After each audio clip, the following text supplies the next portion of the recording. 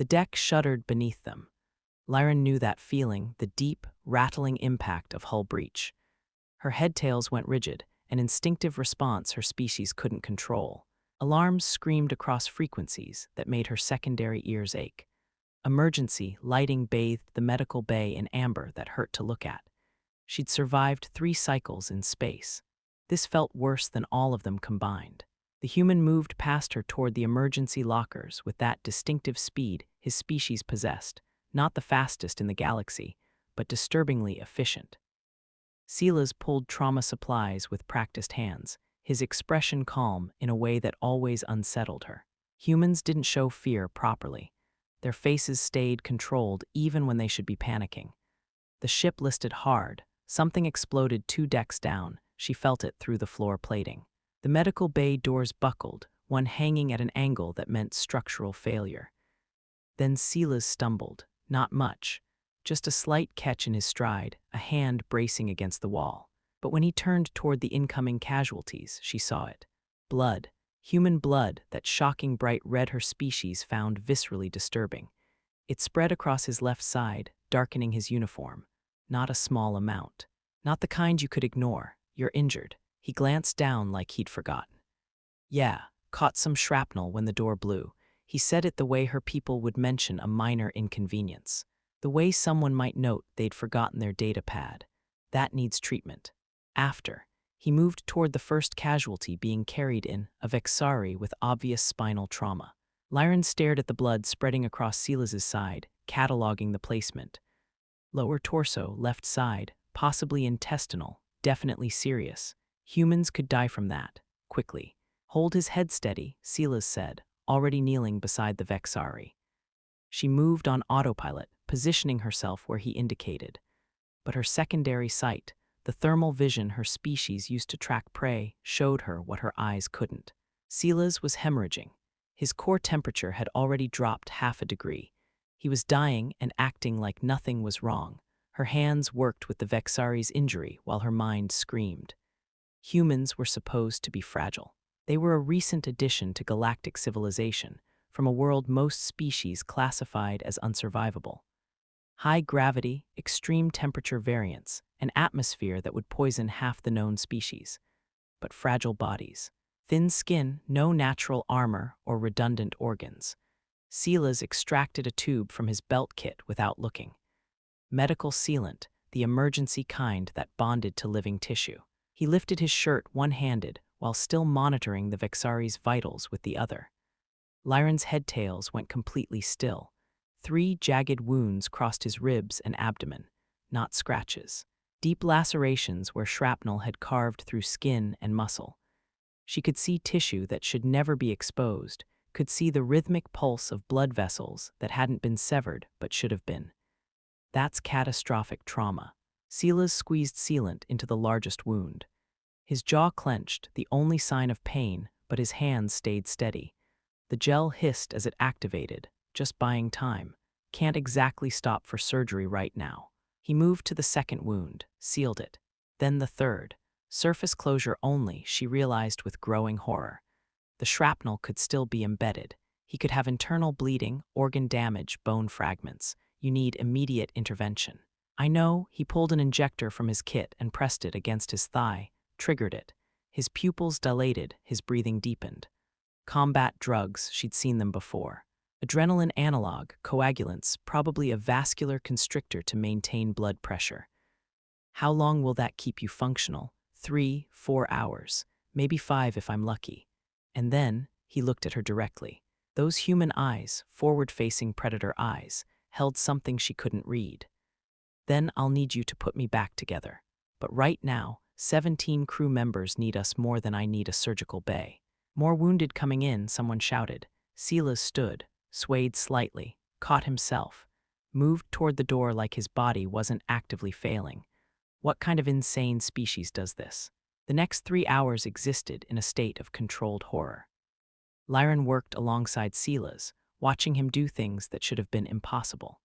He held pressure on a Sithrani's arterial bleed for 6 minutes straight, his arms never wavering even as his own blood seeped through the failed sealant. He stabilized a collapsed lung with hands that should have been shaking from blood loss but somehow weren't. He moved like something mechanical. Efficient, precise, terrifying. But she saw the signs her people were trained to see. The way he leaned against surfaces when he thought nobody was watching. How his breathing had gone shallow and rapid. The tremor in his fingers he hid by moving faster. The blood, so much blood, spreading across his side despite the sealant's best efforts. Humans could lose a third of their blood volume and remain conscious, she remembered from her xenobiology training. The instructor had presented it as an interesting adaptation from Earth's high-pressure environment. Sitting in that lecture hall, it had seemed academic. Watching Sela's work with catastrophic injuries while 17 other people survived because of it. Terrifying. Her people had evolved on a world of gentle temperatures and abundant resources. They were pursuit predators, patient, methodical, built for endurance over distance. But they felt pain acutely. Their bodies demanded rest when injured. The concept of overriding survival instincts was foreign to their biology. Humans, apparently, had made it an art form. She watched him crouch beside a burned Felixian, one hand braced against the deck for stability, the other working with absolute precision. His face had gone pale, even she could see that, the way his skin took on a grayish cast. Sweat beaded on his forehead, but his voice stayed calm, his hands stayed steady. "Lyran, I need the dermal regenerator, third cabinet, top shelf." She got it, handed it to him. Watched him seal burns that would have sent her people into shock from pain alone. The burned crew member whimpered. Sela's made a soft sound, some human comfort noise she'd learned, meant reassurance. "You're doing great, almost done, just a little more." His gentleness with patience never wavered, even as his own body was shutting down. She'd been on this crew for 7 months. She'd watched Sela's work that entire time, professional, competent, occasionally friendly. She'd noticed things she had no business noticing. The way he moved with that human grace that looked clumsy until you watched long enough to see the precision. His hands, scarred from years of emergency medicine, capable of delicate work or brutal efficiency as needed. The rare times he smiled at her, something warm would unfold in her chest. Her head tails had tried to reach for him constantly those first few months. An instinctive response her people couldn't fully control, reaching toward things they wanted. She'd forced them still, maintained professional distance. Now she watched him dying by inches, and that distance felt like cowardice. The last casualty was a young Sithrani with chest trauma that made Lyran's medical training scream. Sela's hands moved across the injuries, checking vitals, assessing damage. She saw his expression shift, saw his shoulders drop slightly. "Can you save him?" she asked, even though she already knew. No, the word was flat, empty. But he kept working anyway, trying to stabilize the unstabilizable. His fingers pressed against the Sithrani's throat, searching for a pulse that was already gone. The boy's breathing rattled, stopped. Sela's sat back on his heels. Blood covered his hands, some the Sithrani's, most his own. The sealant on his side had failed completely now. She could see the wounds actively bleeding, that bright red that shouldn't look beautiful, but somehow did against his pale skin. Time of death, hour 23, minute 51. He stood. This time when he swayed, he didn't catch himself. Lyran moved without thinking, catching him before he hit the deck. He was heavier than expected. Humans had dense muscle and solid bones, adaptations for their brutal homeworld. His head fell against her shoulder. His skin felt cold through his blood-soaked uniform. Too cold. His scent hit her, copper and salt and something distinctly human, warm despite his dropping temperature. Her head tails wound around his shoulders before she could stop them, holding him up. "Okay," he said quietly. "Okay, I think I should probably sit now." "You think?" The absurdity of human understatement even while dying. She guided him to the exam table. He went without protest, which told her more about his condition than any scanner. When she pressed the medical scanner to his throat, his skin warmer there, she noted, pulse points strong despite everything. The readings made her primary heart skip. Blood pressure equivalent to 70/40 in human baseline. Heart rate 160. Core temperature 2 degrees below normal. The combat drugs were failing. He was crashing. "Fast, you're in hypovolemic shock. Told you I had a few hours. It's been 3.5, he smiled. That human expression she'd spent months trying not to find charming, always was bad at math. Lyran grabbed an IV kit. Her hands didn't shake, her people's physiology didn't allow for stress tremors. But her head tails were lashing in patterns that meant fear, distress, emotional overload. She got the line placed, started human-compatible fluids, added a blood expander. But his veins had started collapsing. Finding placement took 3 attempts. Her species had studied humans extensively since first contact. Earth was classified as a Class 12 death world, the kind of environment that produced apex predators and extinction-level selection pressure. Humans were the only sapient species to evolve there, the only ones insane enough to thrive in those conditions. They were adapted for everything: temperature extremes, radiation exposure, atmospheric pressure variance, injury tolerance that made xenobiologists question their instruments, but they could still die. And she was watching it happen. When did this happen? When did what happen? This, the fear that had nothing to do with professional concern. The way her head tails kept reaching for him, kept touching his face, his throat, his arms. The absolute certainty that if he died on this table, something in her would break permanently. She'd spent 7 months maintaining professional distance. 7 months pretending she didn't notice everything about him. The way his eyes crinkled when he smiled, how his voice dropped lower when he was tired, the scars on his hands and what they meant about his past, the careful way he touched patients, the gentle way he spoke, the fact that watching him work made something warm and wanting bloom in her chest. She'd ignored it, buried it. Humans were dangerous, everyone knew that. They came from a world that had tried to kill them for millions of years. They'd developed technologies for warfare before they'd developed interstellar flight. They pack-bonded with anything, making attachments that defied logic. Getting involved with a human seemed reckless. Watching him die seemed impossible. "Your people call my species dangerous," Silas said quietly. His eyes had started to drift closed. "Deathworlders, space orcs, we do." His hand found her wrist where she was adjusting the IV. His fingers were cold, his grip weak. "Are you afraid of me?" "Yes." The truth came out before she could stop it. Her head tails curled around his arm, holding on, but not the way you think. His eyes opened slightly. Those predator eyes, forward-facing, designed for tracking prey. Right now they looked confused and somehow vulnerable. Another alarm cut through the bay. Hull integrity warning. Secondary breach on Deck 4, someone shouted. Environmental systems failing. Lyran looked at the doorway, looked at Silas. "Go," he said. His voice had gone distant. "They need you. I'm not leaving you." "Lyran," I said, "I'm not leaving you." The force in her own voice surprised her. Her head tails had wound completely around his arm now, refusing to let go. An instinctive response. Her species reached for things they wanted to keep. Things they were afraid of losing. "Someone else can handle environmental systems. You're my priority." His expression shifted. Something moved behind his eyes, recognition maybe, understanding. His fingers tightened slightly on her wrist. "Okay," he whispered. His eyes closed. His breathing evened out, not peaceful exactly, but steadier than it had been. She kept her hand on his wrist, counting his heartbeats. Her other hand rested against his throat, feeling his pulse flutter beneath her fingers.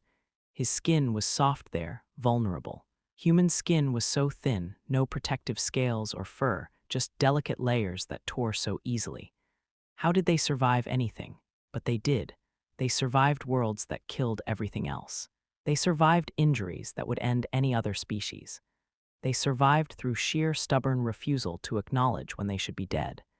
She looked at his face, those distinctly human features she'd spent months trying not to notice. The strong line of his jaw, the way his hair fell across his forehead, the surprisingly full lips that she'd wondered about more times than she'd admit. What would he taste like? Would his skin be as soft everywhere as it was on his throat? Not now, professional. Keep him alive first. Everything else later, if there was a later. The surgical bay felt too small, too bright, too full of the reality that she was about to cut into someone whose survival mattered more than professional boundaries should allow. Lyran had performed hundreds of surgeries. She was good at this, clinical, efficient, capable of separating emotional response from necessary procedure. But her hands hesitated over Silas's unconscious form. She'd sedated him properly, intubated him, prepped the surgical field, everything by protocol. But looking at him laid out on her table, vulnerable and trusting in a way humans rarely showed, made something in her chest constrict. Her head tails kept reaching for him. She forced them back. Focused. The failed sealant came away easily. Beneath it, the damage was worse than she'd feared. 3 penetration wounds, deep lacerations that had carved through muscle layers. 2 cracked ribs in the human equivalent structure. But when she went deeper, following the trauma tracks, she found the shrapnel. 4 pieces. One had lodged itself between his liver and stomach, so close that any wrong movement would have ruptured both organs. Another had nicked his intestine, creating a slow leak that would have killed him from sepsis even if the blood loss hadn't. He'd worked for 3.5 hours like this. Her people would have gone into shock immediately, would have shut down from pain, would have demanded sedation and rest and proper treatment. Humans just kept moving. She extracted the fragments with hands that wanted to shake, but couldn't. Her physiology didn't allow it.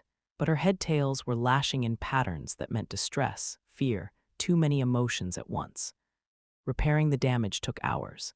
Delicate work, suturing layers of tissue that didn't match her species' anatomy. Humans had such strange internal structures, compact organs, efficient systems, everything designed for high-pressure survival.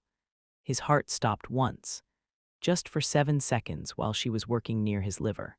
7 seconds where her entire world narrowed to getting it started again.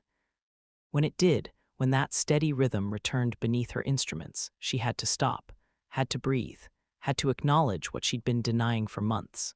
He mattered. Not professionally, not as a colleague. He mattered in ways that made professional boundaries meaningless. She looked at his face, relaxed in sedation. Humans looked almost vulnerable when they slept, when they weren't actively being terrifying death world survivors. The sharp angles of his face softened. His mouth relaxed. He looked almost gentle. She knew better now, had watched him ignore fatal wounds to save others, had seen him work through agony with calm hands and gentle words. Humans weren't gentle. They were capable of gentleness despite being built for survival at any cost. That was somehow more attractive. By the time she finished, her eyes ached and her body screamed for rest. But his vitals had stabilized. The repairs would hold. He'd live. She slumped against the wall and let herself feel it, the relief so sharp it felt like pain, the exhaustion, the strange ache in her chest that had nothing to do with physical strain. Her head tails reached for him even from across the room. She let them, watched them stretch toward his unconscious form like they had minds of their own. Maybe they did. Her species' head tails responded to deep emotion, reaching for things they wanted, things they needed. They'd been reaching for Sela's since the 2nd month he'd been on the ship. She'd spent 7 months fighting it. She was done fighting. The ship stabilized over the next rotation. Hull breaches sealed, systems restored, the dead mourned. Lyran stayed in the surgical bay. Professional monitoring, she told herself. Standard post-operative protocol. But she slept in the chair beside his bed, waking every hour to check his vitals. She ate standing up, one hand always within reach of his monitors. When necessity demanded she leave briefly, she asked another crew member to watch him, returning at nearly a run. She couldn't stop touching him, checking his pulse, adjusting his blankets, stroking the soft skin of his wrist where his veins showed blue beneath pale flesh. Her head tails draped across him, unwilling to break contact. Captain Vexus found her like that on the 2nd rotation, sitting beside Silas's bed, her hand wrapped around his wrist, her head tails wound through his hair. How's he doing? Stable. Vitals improving. He should wake within the next few hours. The captain's expression held knowing amusement. You've got it bad, Lyran. I don't know what you're talking about. Sure you don't. Half the crew has been betting on when you two would finally acknowledge it. Heat spread through her skin, her species equivalent of blushing, her lavender skin deepening to violet. We're colleagues. You're colleagues who have been circling each other for 7 months. He watches you like you're the most fascinating thing in the galaxy. Your head tails reach for him constantly. It's not subtle. Professional boundaries nearly died with him, Vexus interrupted gently. When someone survives that, boundaries stop mattering quite so much. She left. Lyran looked down at Sila's, at her hand holding his. At her head-tails wound possessively through his hair, refusing to let go even in sleep. The captain was right. She'd nearly lost him. Had spent hours holding his life together with her hands, had felt his heart stop beneath her instruments. Professional boundaries seemed meaningless compared to that. Silas woke on the second rotation. His eyes opened slowly, unfocused at first, then sharpening, finding her immediately like he'd known she'd be there. "Hey," his voice was rough from intubation. Lyron's head-tails perked up at the sound, reaching for him before she could control them. "Don't try to talk yet. Where am I? Surgical bay. You've been unconscious for 38 hours. He processed this slowly. She watched thoughts move behind his eyes. Did we lose anyone? 3 crew members. Another 8 with serious injuries. Everyone else will recover. The Vexari with the spinal trauma, full motor function restored. Relief crossed his face. Good. That's good. He tried to sit up. She pressed his shoulder gently, his skin warm now, properly warm, alive. Stay down. You had emergency surgery. The repairs need time to set. How bad was it? You had 4 pieces of shrapnel I extracted. One was lodged between your liver and stomach. Another had perforated your intestine. If you'd moved wrong during those 3 hours, twisted too far, bent over incorrectly, you'd have ruptured multiple organs and bled out internally in minutes. His eyes went distant. Didn't feel it. I know. That's the problem. The drugs helped. And the adrenaline, when you're in that state, you just move. You could have died a dozen different ways and never noticed until it was too late. But I didn't die. No, you didn't. Her voice came out rougher than intended. Her head-tails were winding around his arm, his shoulder, touching his face. She couldn't stop them, didn't want to, he noticed. She watched his eyes track the movement of her head-tails, saw understanding dawn. You stayed, he said quietly. Yes. The whole time, yes. Why? Because watching you nearly die was the worst thing I've experienced in 3 cycles of service. Because you saved 17 people while bleeding to death. Because somewhere between professional respect and absolute terror, you became the most important thing in my life. Someone needed to monitor your condition. He smiled, that human expression she'd spent months pretending didn't affect her. Right, professional concern. Exactly. So you just happened to be here when I woke up, after 38 hours. With your head-tails wrapped around me. She looked down. He was right, all 4 of her head-tails had wound themselves around his arm and shoulder. One was stroking his hair. The movement was unconscious, instinctive. You were unconscious. They moved on their own. His smile widened. They like me. They do. The admission came out before she could stop it. Her head-tails tightened their grip. They've liked you since the 2nd month you were on this ship. I've been fighting them constantly. His expression shifted. Something warm moved behind his eyes. Why didn't you say something? Because you're human. Because your people are dangerous. Because getting involved with a death roller seemed reckless. And now I've cut you open and put you back together. Now I've spent 38 hours refusing to leave your side. Now I've acknowledged that my head-tails have better judgment than I do. She turned his hand over, pressed his palm against her cheek. His skin was rough with calluses but warm. Alive, his. Now I'm done pretending I don't want you. Her species' directness could be brutal. No dancing around things. No human-style emotional circumlocution. Lyron, I watched you work through fatal injuries like they were minor inconveniences. I watched you save 17 people while dying. I watched you show more courage in 3 hours than most people show in a lifetime. She leaned closer. Her head-tails wound through his hair, around his neck, holding him. You terrify me. Your whole species terrifies me. But that's not stopping me from wanting you. His hand came up to cup her face. His thumb stroked her cheek in a gesture, so gentle it made her breath catch. I've been trying not to fall for you since you joined the crew. Failed around month 3. Watching you watch me with those beautiful eyes. The way your head-tails move when you concentrate. How you touch patients like they're precious. He pulled her closer. She went willingly. You're not afraid of me. Absolutely terrified. You're a human. You come from a world that tried to kill you for millions of years. You override pain and injury like their suggestions. You're built for survival at any cost. He was smiling now. But that's exactly why I want you. You're dangerous and gentle, terrifying and kind. You nearly died saving others and made it look easy. She closed the remaining distance, pressed her forehead against his. You're everything I shouldn't want and everything I do. Kiss me, he said quietly. You just had major surgery. I don't care. I've wanted this for months.